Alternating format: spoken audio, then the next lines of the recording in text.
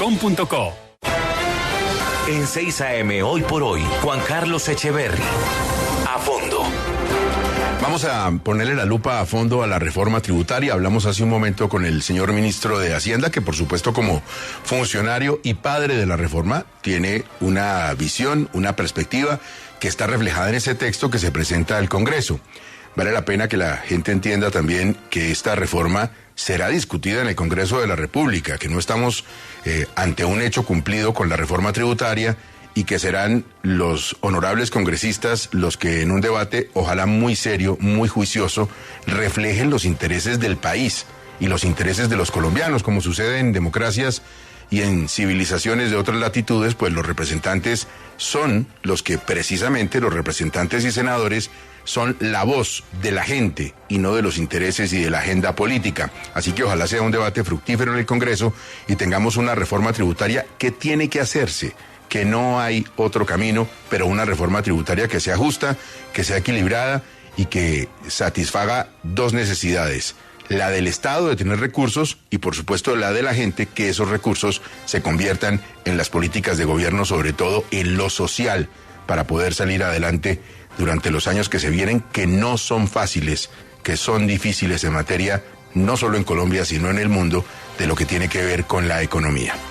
Don Juan Carlos Echeverry, mucho tema para hablar. ¿Oyó al ministro de Hacienda? ¿Cómo le pareció la explicación que da, pues muy rápida, de algunos puntos de la reforma tributaria? Sí, lo oí, Gustavo. El ministro siempre es muy articulado, tiene mucha experiencia, ya fue ministro y bueno, ahora lo veremos en el Congreso aprobando esta reforma, Gustavo. Bueno, comencemos con un tema que es fundamental para la gente y tiene que ver con los alimentos. El gran debate de los ultraprocesados, el gran debate de las bebidas azucaradas, de si la comida de los colombianos se va a encarecer con la reforma tributaria, de si el bolsillo de las familias colombianas se va a ver golpeado. ¿Cómo la ve usted, Juan Carlos?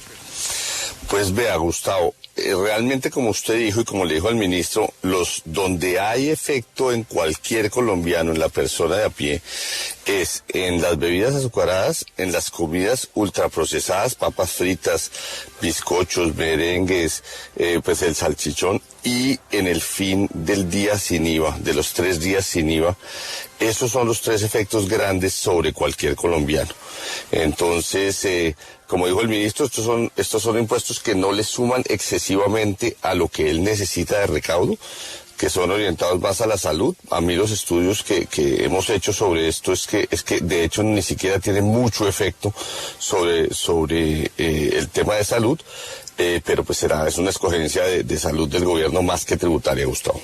Decía ayer Melquisedec Torres, nuestro compañero de La Luciérnaga, que el 90% de esos productos azucarados o ultraprocesados se venden en tiendas de barrio, se venden en veredas, así que el golpe sería a unos estratos muy bajos con esto que es producto de consumo para mucha gente. Es una gran injusticia que la gente tenga que consumir tantos productos que no son tan saludables, pero mientras hay una solución del Estado para ofrecer unas mejores calidades alimenticias, pues gravar estos productos puede ser, como digo, fatal para una enorme cantidad de la población colombiana, Juan Carlos. Sí, además usted le preguntó al ministro algo que es bien interesante. Usted le dijo, ¿esto lo pagan las empresas o lo pagan los consumidores? El ministro le dijo las empresas, pero los impuestos siempre, Gustavo, en todo lugar los pagan los consumidores. Eso está en todos los libros de economía, de tributación, de hacienda pública. El impuesto siempre lo paga el consumidor porque la empresa se lo pasa, es un costo mayor y se lo pasa pues al precio del consumidor. Entonces, en efecto, lo pagarían todos los colombianos que compran en las tiendas, lo cual pues es duro para el bolsillo, además en un momento en que la inflación le está pegando a todo el mundo, ¿no? Bueno, un momento duro, un momento especialmente difícil y lo que se nos viene por delante.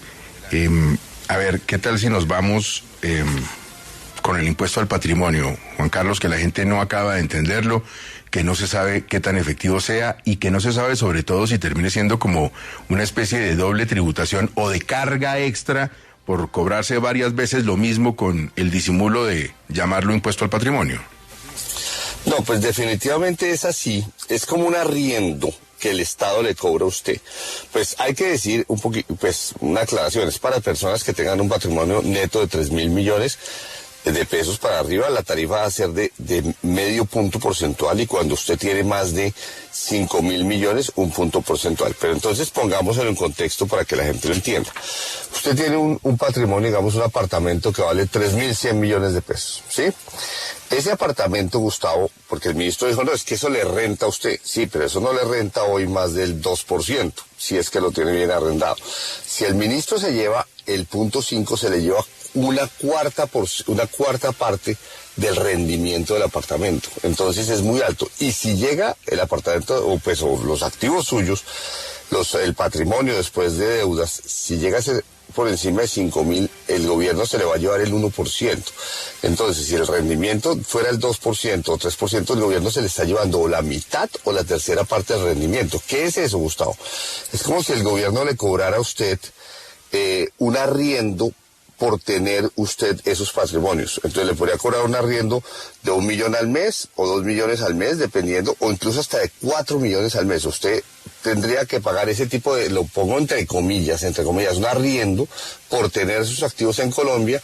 Hay que cobrarle un arriendo al gobierno al mes de 1, 2 o 4 millones de pesos al mes. ¿Vamos a pagar los mismos, más o más personas van a pagar según la reforma tributaria, van a tributar más? Pues Gustavo, eso es lo que me parece también un hecho curioso. Es más impuestos para la misma gente. Los mismos que han o que hemos pagado siempre, vamos a pagar más impuestos. El gobierno dice, porque yo sí sé lo que diría el ministro, si uno le pregunta esto, dice, no, es que vamos a darle un golpe a la evasión de 30 billones de pesos al año, para que la reforma le va a capturar 20 billones, y es que a la evasión le vamos a pagar 30 billones. Pues ojalá, eso hay que verlo. Todos los gobiernos se proponen bajar la evasión y la bajan, no hay que ser injusto, la bajan en 2, 3, 4 billones, pues este gobierno se propone bajarla en 30 billones, lo cual suena heroico, pero pues salvo eso, la respuesta a su pregunta es si vamos a pagar los mismos de antes. Los mismos de antes. A ver, yo no sé si podemos entrar en el terreno del famoso límite de los 10 millones de ingreso mensual, quién es rico, qué se había prometido en la campaña y si se amplía ese concepto de riqueza en lo que es la reforma que se presentó ayer, Juan Carlos. Pues vea, le voy a dar 2 ejemplos. Un amigo suyo que se gane 20 millones de pesos al mes, puede ser director, vicepresidente de una empresa, etcétera, se gana 20 millones de pesos al mes, 240 millones de pesos al año, ¿de acuerdo? Antes, o sea, hasta antes de esta reforma, esa persona estaba pagando 23 millones de impuestos al año. O sea, pagaba menos del 10%. Pagaba 23 millones. Con la reforma va a pagar 30 millones. O sea, va a pagar más o menos 7 millones de pesos más. De 30 millones, de 23 millones a 30 millones. Esto es alguien que se gana 20 millones de pesos al mes. Otro amigo suyo que esté mejor colocado, o sea, muy bien colocado, se gana 40, digamos, ejemplo, se gana 45 millones de pesos al mes. Esa persona estaba pagando 83 millones de impuestos al año y va a pasar a 120 millones. O sea, va a pagar 36 millones de pesos más. En suma, si un profesional se estaba ganando 20 millones de pesos al mes, va a pagar 7.2 millones de pesos adicionales. Y si un profesional se estaba ganando 45 millones de pesos al mes, va a pagar 36 millones de pesos adicionales. Ese es el efecto, Gustavo. Y sí, pues son las personas, digamos, que tienen altos salarios, las que llevan del bulto en la parte de personas, Gustavo. Uno podría pensar cuántos sueldos al año del trabajador se caería el Estado con la reforma tributaria, quizás 2. Sí, claro. Vea, pasa de pagar el 10% al 12,5%, alguien de 20 millones, y pasa del 15% al 22%, alguien de 45 millones. O sea, más o menos, sí, de un sueldo a 2 sueldos. ¿Cuánta plata en total para Hacienda se espera sacar anualmente del bolsillo de familias que tengan más de 10 millones de ingreso mensual, Juan Carlos? Véale, en suma todo ese globo de familias le transferirá a Hacienda 8 billones de pesos, un poquito más de 8 billones de pesos, que es una suma grande. Individualmente es la que más contribuye, aunque las empresas, de una vez se la comparo, las empresas son las del subsuelo 7 y las jurídicas 5, o sea, las empresas 12 en suma, versus las familias 8 billones. 8 billones. Aquí estoy tomando nota, Juan Carlos. ¿Cómo va esto a tener un efecto en el ciudadano de a pie, en el colombiano común y corriente que no gana 10 millones de pesos al mes? Pues lo decíamos al principio, usted les quita los 3 días sin IVA y les grava bebidas azucaradas y comidas ultraprocesadas.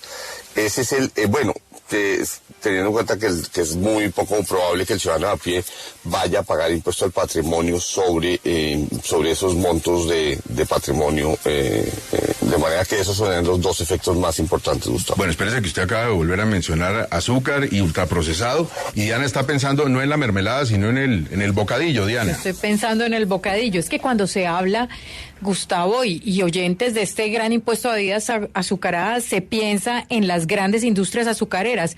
Pero, doctor Echeverry, ¿qué pasa con estos productores de los dulces locales, con los productores de oblea y, por supuesto, con la industria panelera y la industria del bocadillo? ¿Ellos también van a tener que pagar este impuesto?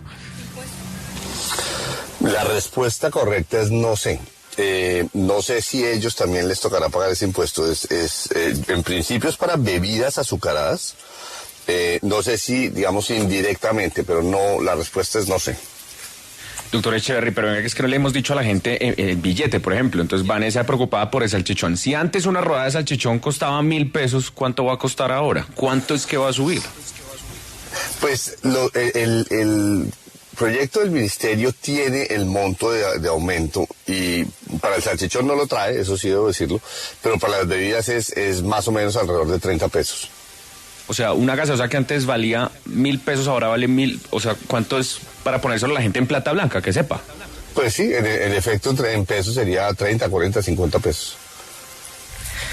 Doctor Echeverry Garzón, esta pregunta es muy importante desde la perspectiva de los pensionados. Hay una norma propuesta en la reforma que dice que las pensiones de jubilación o invalidez o vejez estarán grabadas solo en la parte del pago anual que exceda de 1.790 VT. Algún cálculo podría dar alrededor de casi 6 millones de pesos, 5.669.000. ¿Por qué entonces el ministro, si ese es el entendido, habla de gravar pensiones con más de 10 millones en adelante? Porque es que, y esto está, doctor Hernando, en el proyecto, realmente las pensiones que se graban hoy serían altísimas, y lo que ellos quieren es incluir las de 10 millones ya con la tabla general. O sea que pueden llegar, usted sabe que la tabla general, para explicarle a los oyentes, va de 0%, una parte del ingreso, otra se graba al 19%, otra al 30%, otra hasta el 39%.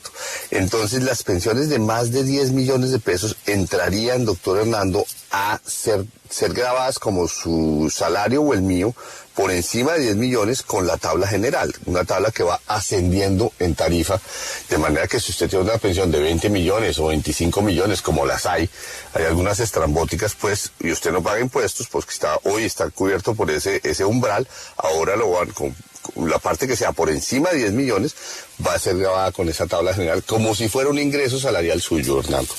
A ver, Diana creo que va a vender una casa, que es la situación de muchísimos colombianos, y tiene una inquietud. No, pregunta en representación del pueblo colombiano. A ver, Diana. Eso, han llegado múltiples preguntas en este sentido, doctor Echeverry. Si yo vendo una casa hoy, ¿qué impuestos pago hoy y qué nuevo impuesto voy a tener que pagar si pasa esta reforma tributaria? Pues mira, digamos que la casa la compraste en 1.000 millones de pesos. ¿Sí? Que no se necesita ser millonario en Colombia para haber comprado una casa por 1.000 millones de pesos. Digamos que la vendes en 2.000 millones de pesos, ¿sí? O sea que te ganaste 1.000 millones de lo que el gobierno llama ganancia ocasional. Esos 1.000 millones de pesos de ganancia que obtuviste antes grababan el 10%, o sea, te tocaba darle a Hacienda 100 millones de pesos. Ahora esos 1.000 millones se van a la tabla general. O sea que es posible que lleguen a pagar, te voy a dar una suma gruesa, pues habría que hacer el cálculo exacto en Excel, etcétera, pero digamos puede llegar a pagar hasta 39%, que es, como le explicaba Hernando, hay una tabla que va ascendiendo y la tarifa más alta es 39%. Entonces, en gracia de discusión y solo para simplificar el ejemplo, podrías pagar hasta 390 millones. O sea, este año estarías pagando 100 millones sobre esos 1.000 que te ganaste, y con la reforma pasarías a pagar de 100 a 390 millones. Entiende que estoy simplificando, pues el ejemplo preciso hay que hacerlo con una tabla de Excel, pero es solo para que entiendas que sí aumenta muchísimo el impuesto de ganancia ocasional, porque pasa de ser 10% a ser la tabla general de impuestos. Y las cuentas AFC, sí, pues sí, quedó clarísimo. Quedó carísimo lo de la venta de la casa, pero por ejemplo las cuentas AFC que están diseñadas específicamente para que la gente pueda comprar una casa y tienen unos beneficios tributarios, le preguntamos ahora al ministro y un poco evadió la pregunta, ¿cómo queda? Pues mira, según la reforma danesa del 2016, uno podía deducir hasta el 40% del ingreso con un techo de 120 millones. ¿De acuerdo? En esos aportes por fondos privados, fondos de pensiones voluntarias, AFCs, un hijo a cargo, etcétera, ¿no es cierto? Antes entonces, digamos que una persona se ganaba, digamos, al año 300 millones de pesos, sí, más o menos 20, 22, 24 millones de pesos al mes. Con esas deducciones del 40, podía deducir hasta 120 millones de pesos. Ahora máximo 50. Entonces, toda esa suma, fondos de pensiones voluntarias, AFC, hijos, etcétera, antes llevabas deducciones hasta 120 millones, ahora máximo 50 millones. ¿Me entendiste cómo va a funcionar? O sea, te bajan el límite para deducir, o que sea que sobre la diferencia, sobre esos 70 millones de diferencia vas a pagar impuestos. Ahora, hay otra situación ahí que también la gente la pregunta mucho. Hay impuesto para el gas vehicular, que es una energía amigable con el medio ambiente, que se utiliza para el transporte masivo. Eso puede ser que se refleje en que suban las tarifas, en que tengamos más inflación. También se pregunta a la gente si se van a quitar los subsidios en zona de frontera para los combustibles. O sea que por ese lado de los combustibles también puede haber golpe, Juan Carlos. Sí, exactamente. Los combustibles también y los de zona de frontera que se mencionan explícitamente en la reforma pueden tener un efecto de aumento en precio. Así es, Gustavo. Doctor Juan Carlos, esta pregunta le interesa porque yo sé que parte de su corazón está ahí, pero le interesa a muchas personas que tienen hoy en día acciones. Vamos a ponerlo en Ecopetrol, que se dice tiene más de 260,000 accionistas. ¿Cómo tributa hoy una accionista de Ecopetrol y cómo tributará si la reforma es aprobada? Yo creí que me iba a preguntar sobre la industria petrolera. No, también, vamos a ver. También si quiere, la ñapa. Sí. A ver, mira que es que tengo aquí notas por todos lados. Tiene colección de depósitos. Sí, exactamente. Usted va a pagar sobre dividendos. No, espere, ¿dónde están mis dividendos? Dividendos. Usted tenía una tasa, doctor, del 10%, pasa también a la tabla general. Ese es un efecto que ellos están trayendo. Hoy, por ejemplo, pagaba el 10% sobre dividendos que fueran mayores a 12 millones de pesos, ¿de acuerdo? Si eran menores a 12 millones de pesos, Hernando, usted no pagaba, pero si eran 13, 14 millones de pesos, sobre ese extra usted pagaba el 10%. Y ahora se va a la tabla general, o sea, de nuevo, no al 10%, sino a una tabla que sube hasta 39%, y los va a pagar si sus dividendos son mayores a 45 millones. Entonces, digamos que por los primeros 45 millones de pesos de dividendos usted no se preocupa, pero de 46 para arriba usted empieza a pagar sobre una tabla que va hasta 39, o sea, mucho más que el 10% que pagaba antes, ¿correcto? Juan Carlos, hay mucha gente que va a quedar en una situación, dependiendo del precio, por ejemplo, del apartamento en que vive, una situación en que va a pagar predial, va a pagar valorización y además impuesto al patrimonio. O sea, va a volver una locura tener una propiedad en Colombia que pase de un cierto monto. Y tenga en cuenta, Gustavo, que usted, para comprar ese apartamento, usted se gana un salario y sobre su salario usted pagó impuestos. O sea, usted ya pagó impuestos sobre esa plata. Usted con esa plata compra un inmueble y viene una cascada de impuestos que usted mencionó. A esas se suman, tal como pues lo que estoy haciendo es repitiendo lo que usted dice, pero es que tiene razón, se suma este impuesto a patrimonio, que es gravar, digamos, por segunda o tercera vez un ingreso por el cual usted ya pagó impuestos. Entonces, el impuesto a patrimonio, dicen ellos, además es permanente. O sea, esto se va a quedar de aquí en adelante para toda la vida. Y sí, es así, es gravar la propiedad, gravar un activo, y en proporción a la rentabilidad del activo, es un impuesto muy alto. Si usted le pone el 1% y los activos hoy no rentan mucho, la finca raíz renta el 2, el 3 a lo sumo, ¿sí? Pues se le llevarían la mitad o la tercera parte del rendimiento, que es mucho, ¿no? Estamos hablando con Juan Carlos Echeverry de la reforma tributaria presentada ayer por el ministro de Hacienda, por el gobierno Petro, y de todo lo que nos podría tocar tal como está presentada en el bolsillo de los colombianos. A ver, Diana. Doctor Echeverry, los productores de carne, las empresas de productos cárnicos están confundidos porque la partida arancelaria que aparece en la propuesta de reforma tributaria, cuando habla de este impuesto generador a productos ultraprocesados, es la de todos los productos cárnicos. ¿Hay impuesto a toda la carne o solamente para algún tipo de producto? No, es, hasta donde yo lo entiendo, es ultraprocesados. O sea, no es que se esté imponiendo o grabando de manera adicional toda la carne, sino para productos ultraprocesados solamente. A ver, Juan Carlos, hablábamos con el ministro de los impuestos a la ganancia ocasional. Pues todo el mundo entiende que las loterías y los premios y todo esto paga la ganancia ocasional, pero teníamos la inquietud de cómo funciona en otros escenarios. Le pongo un ejemplo concreto. Si un empleado al final del año recibe un bono, que es una práctica muy común, ¿se le aplica a ese bono la ganancia ocasional? No, los bonos son, hasta donde yo entiendo, pues son parte de sus ingresos laborales. Entonces, eso no es ganancia ocasional. Ahora, pues estos ingresos laborales ya van a estar sujetos, similar, pero pues no porque sean ganancia ocasional, sino ya van a estar sujetos a la tabla general. Entonces, digamos, al final del día sí terminan siendo grabados por la tabla general, ¿no? ¿Qué va a pasar con el IVA, Juan Carlos? Con el IVA, pues primero no se toca el IVA, que es un precedente que pues sale de lo que le pasó al ministro Carrasquilla hace más de un año, y es que el IVA pues generó mucho una resaca, una reacción muy fuerte de la gente. Entonces el IVA no se toca salvo por los 3 días de IVA, los 3 días sin IVA que se había puesto en el gobierno Duque, que se eliminan esos 3 días sin IVA. De manera que lo raro es que no lo toquen el impuesto en general, todas las tributarias tocaban el IVA, y esta vez se lo tocó para eliminar estos 3 días sin IVA, Gustavo. Ese es el único efecto hasta donde tengo entendido. Hemos tenido siempre en Colombia la idea de que hay que acercarnos a la cultura de los seguros, que la gente tiene que comprar seguros para evitar, para poder superar situaciones muy difíciles. ¿Será que los seguros van a quedar tocados? ¿El seguro de enfermedad, por ejemplo, o otro tipo de seguros?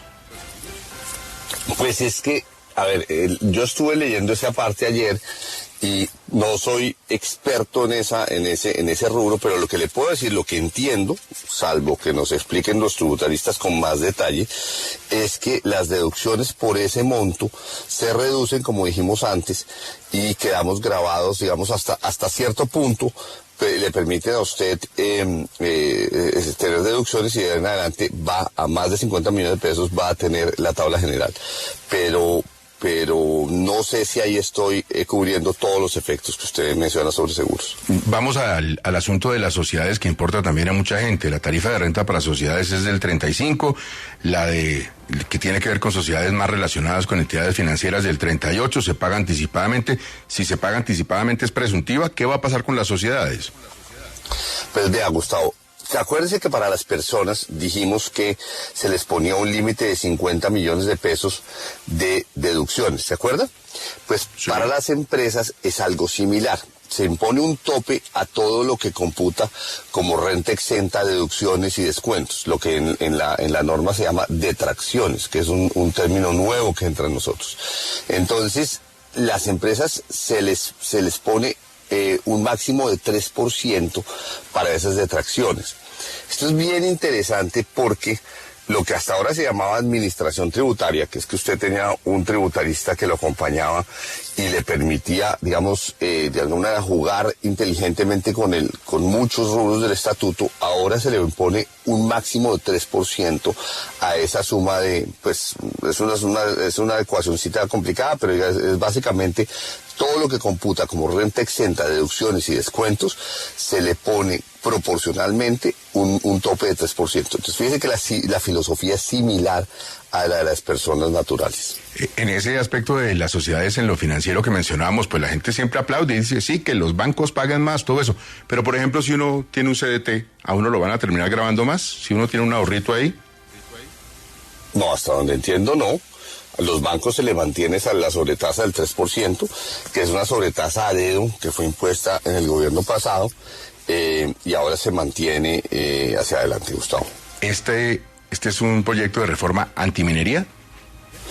Pues sí, vea, tiene muchos efectos antiminería. Primero, la no deducibilidad de las regalías. Si usted tiene un campo petrolero, digamos, ¿sí? A usted le toca pagarle el 20% de su producción, dárselo a los departamentos y municipios como regalías. Antes eso era deducible de su impuesto, ¿de acuerdo? Pues porque esa plata no va para usted, va para los departamentos y municipios. Ahora no lo dejan deducir. Entonces, un petrolero dice que eso equivale a la nacionalización de la industria petrolera. Te cuento otro efecto. El impuesto adicional a las exportaciones se suma a que ya se pagan derechos económicos por precios altos. Entonces, ahora, por ejemplo, usted es un petrolero, sigo con el ejemplo. El precio que se pone como límite es 48. Por encima de 48, digamos, si usted está vendiendo a 50, 60 o a 100, como pasa ahora, usted paga un sobreprecio adicional, que es una formulita, no la voy a explicar aquí, pues una formulita matemática, pero básicamente usted pagaría un impuesto entre el 0 y el 10% adicional por esos precios altos. Eso es un impuesto a la Argentina, Gustavo. Eso solo conozco yo, que hay impuesto a las exportaciones. Colombia nunca ha tenido impuestos a las exportaciones y ahora se cobraría, y eso es una innovación, como un antecedente, primera vez que se cobra impuesto a las exportaciones. Y entonces, si las regalías el año pasado fueron 9 billones de pesos y eso se paga al 35, quiere decir que las petroleras pagarían 3 billones de pesos más adicionales porque los precios están altos. Lo mismo al oro y lo mismo al carbón.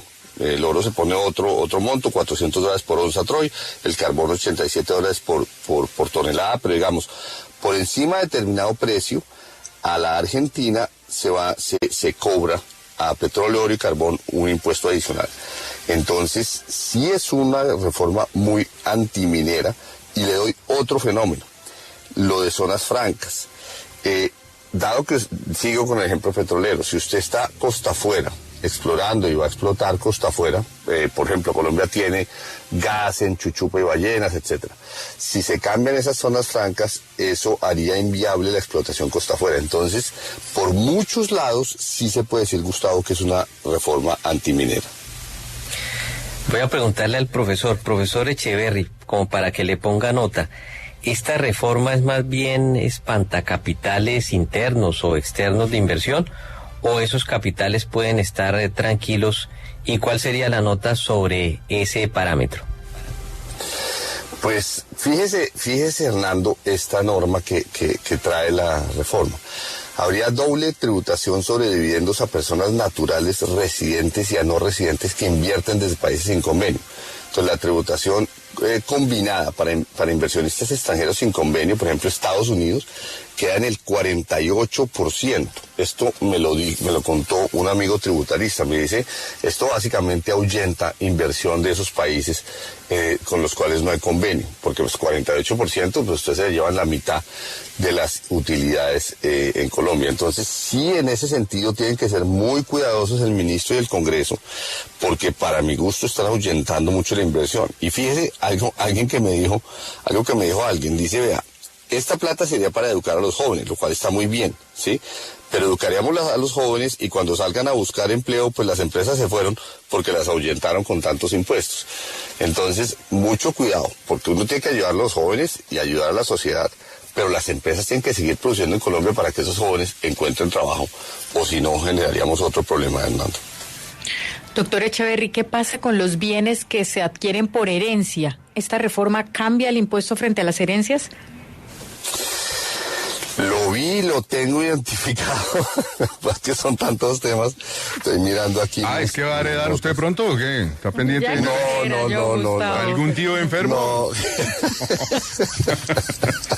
Hay que visitarlo mucho en su lecho enfermo, ¿no? Charlarle, cogerle la manito al tío.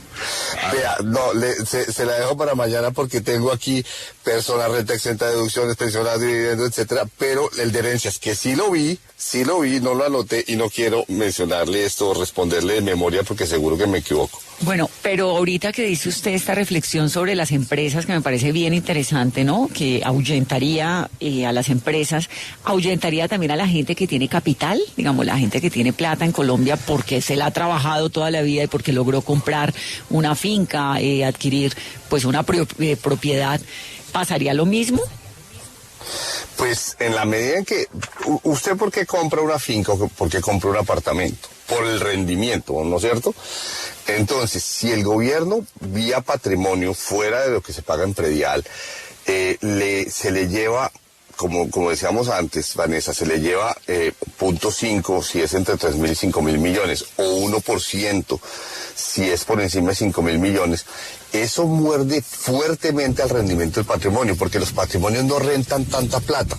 Es que hay una concepción un poco equivocada, es que los patrimonios rentan 5 o 10%. Muchas veces los patrimonios rentan en un año 3%, a veces rentan negativo, ¿sí? Y si el año que rentan negativo, tendrás que pagarle al gobierno el 1%.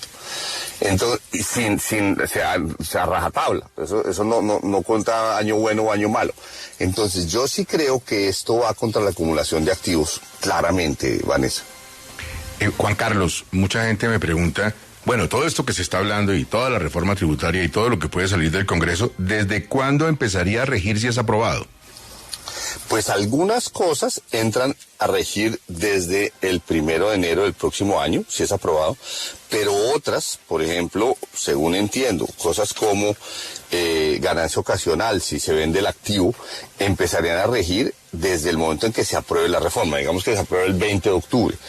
El 21 de octubre, si vendes una propiedad ese día, ya no vas a pagar el 10%, sino que vas a la tabla general que puede llegar hasta el 39%. Entonces, hay algunas cosas que son desde el 1 de enero, todo lo que afecta, digamos, impuesto de renta, etcétera, pero ganancia ocasional, sí, desde el día que se aprueba la reforma, según leí recientemente, Gustavo. ¿Cómo cambian las prestaciones de servicios? Tanta gente que tiene un contrato por prestación de servicio y que además los contratistas pues tienen que pagar IVA sobre esos contratos espontáneos de prestación de servicio. ¿Cómo cambia? No, pues todo va a la tabla general con estos. Si es una persona que gana menos de 10 millones, en principio no tiene preocupación. Pero si es una persona que gana más de 10 millones, pues yo creo que se asimila a lo que dijimos antes. Digamos que se gane 20 millones de pesos al mes en promedio, pues esa persona estaba pagando al año 30 millones de impuestos, 23 millones de impuestos, va a pagar 30 millones de impuestos. O sea, se le aumenta más o menos en una tercera parte de sus impuestos, Vanessa.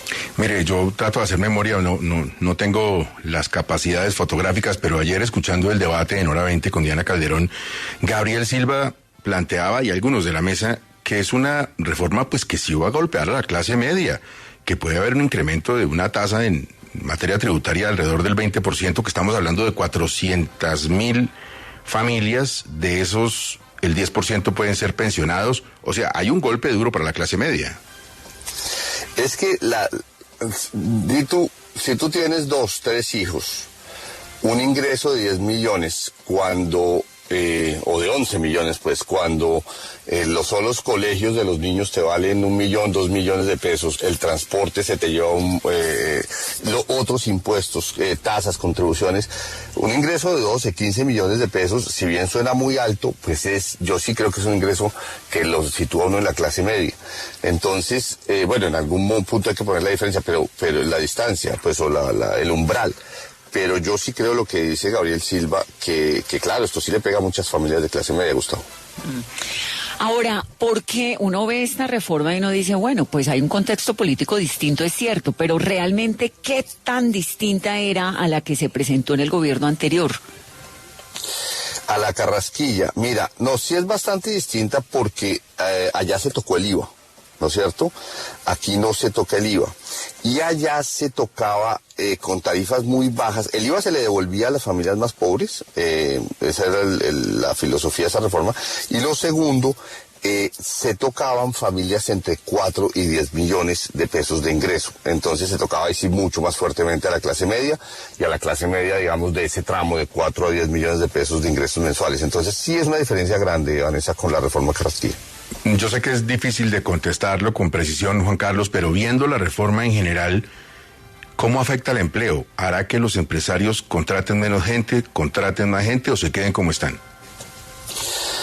Pues mira, yo diría que en la industria minera, en la industria petrolera, la afecta muchísimo, porque esto va a hacer que la gente vuelva a hacer cuentas a fondo, papel y lápiz, o Excel, y diga, me meto a Colombia o no, o me salgo de Colombia o no. Yo creo que esa es una industria muy afectada. Ahora, en general, como dijimos, renta exenta, deducciones y descuentos máximo por un 3%, por debajo del 3%, eso le va a pegar a varias industrias, a bastantes industrias.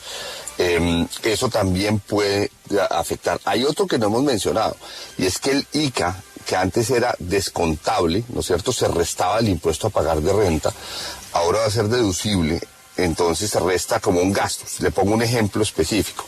Si antes uno por ICA pagaba 100 pesos, el 50 se los devolvía el gobierno al municipio. Ahora va a ser solo el 17.5. Entonces el ICA, pasar de descontable a deducible, va a tener un efecto también sobre las empresas. Los impuestos a las exportaciones de petróleo, etcétera, carbón y oro.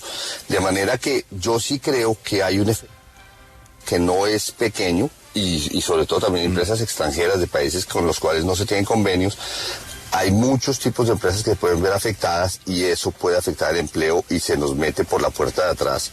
Le queremos ayudar a la gente, sobre todo a los jóvenes, pero por la puerta de atrás se nos mete un efecto negativo y es que puede haber, pues esto es hipotético, puede haber menos empresas, menos inversión y menos empleo, Gustavo. Juan Carlos, mire, no hay una intencionalidad diferente en 6am que informar.